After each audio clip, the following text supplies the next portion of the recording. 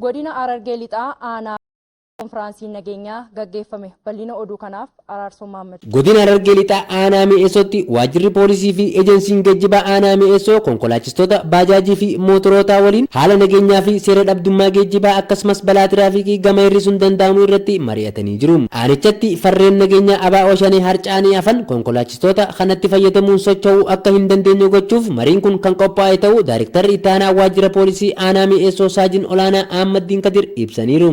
Barbaachisummaa marii guyyaa irraa keessatti tokko nageenya biyya kanaa boorisuudhaaf ABO shanee bubuutuun gaara keessatti nu jalaa dhokottee hafte yeroo nuti opereeshinii baanu liqxee uffata ofirraa baasuudhaan hawaasa keessa makamuun aanarraa aanatti qaxxaamuruun kara magaalaatti dhokatanii hawaasa fakkaachuun galuun konkolaataan isaan deemaniin baajaajii kana motoraan bakka isaan miliqanii deemanii jira. Konkolaachistoonni kunis nageenya aanaa kanaa kabachiisuu keessatti gahee guddaa qabu. Hirmaattonni marii kanaa gareen shororkeessaa kun baajaajii fi mootoratti fayyadamuun iddoodhaa gara iddootti socho'aa akka jiran dhugoomuun tarkaanfii irratti fudhachaa jiraachuus himaniiru. Ani guyyaa tokko Asaboot irraa hin deema. Asaboot irraa waataniitti dhufan. Riibaa keessaa sa'a 10 fi cinatti natti as ba'an jechuudha. Hoggaa as ba'an meeshoon deemaa naan jedhe. Meeqa naa kafaltaan jedhe qarshii 100 siif hin kafale jedhe. Dhibbaa miti 250 naa kafaliin jeen. Haa jee ni seeni. Namchi kun maali jecha naa kafalaa 250 jeetiin qabee hudhee baajaa keessatti darbee dhahee jechuudha.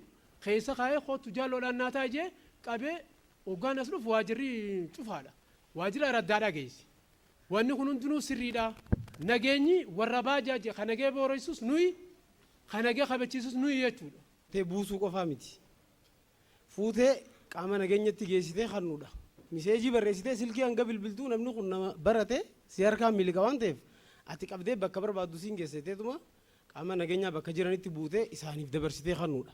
Marii kana irratti Daayirektarri itti aanaa waajjira poolisii aanichaa Saajin Olaanaa Ahmaddiin Kadir akka jedhanitti gareen shororkeessaa kun yakkoota ciccimoo akka ajjeechaa lubbuu fi gudeeddii raawwachuun seera jalaa miliquuf gaara kan seenan malee qabsoo uummata Oromootiif gaara kan hin seenne ta'uu hubachiisaniiru. Kara siyaasa biyya kanaa kara hojii nu laallanneetti maaltu nuuf nu?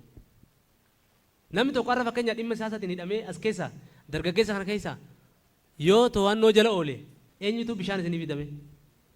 Warra isin deeggartu sun bishaan sii fida.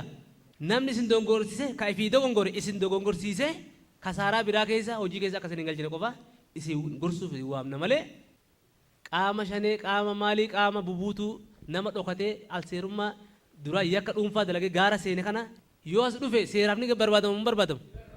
Hidhaa jalaa dheessuudhaaf gaara ta'a malee nu bilisoomsuudhaaf namni gaara ta'a. Eenyu bilisoomsuuf gaara seene namni? Seera jalaa yoo xiqqaate ammata 20 hidhamuu danda'a namni kun.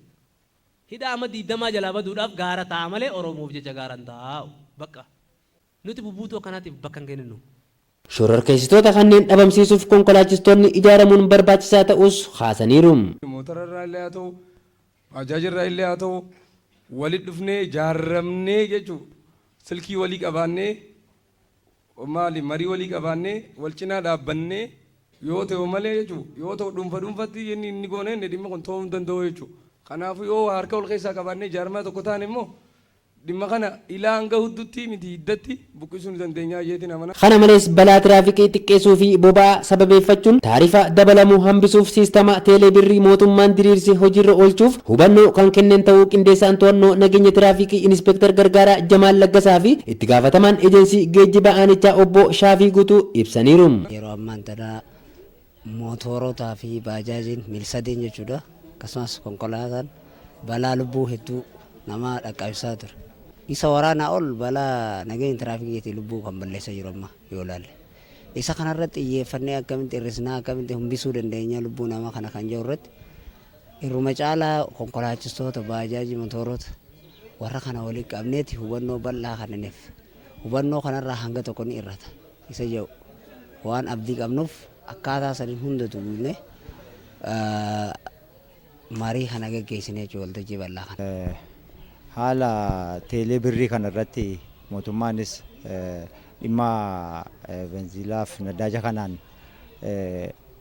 sababa godhatanii konkolaachistoonni tiraanspoortii waan qaaleffataniif sababa sanirraa kan ka'e doggomaa jedheeni teelee birriidhaan akka fayyadaman uummata hubachiisifnee mariisifnee akkaataa isaan ittiin teelee birrii kana baafatan kallattiin kaa'ameefii jira waltajjii bal'aa irraa kanarratti. Hirmaattonni dubbifne tokko tokkos marii kana irraa hubannoo gahaa kan argatan ta'uu ibsaniiru. Waltajjii hubannoo nuu kennitu hubannoo irraa argachuudhaaf hubannoo nuu kennuudhaaf nu yaamanii hubannoo gahaa arganne karaa balaa tiraafikiitiinis karaa rakkoo nageenyaatii fi karaa teelebirrii kanaan fayyadamuudhaatiinis hedduu hubannoo hedduu nuu kennanii hubannoo argannee jirra jechuudha.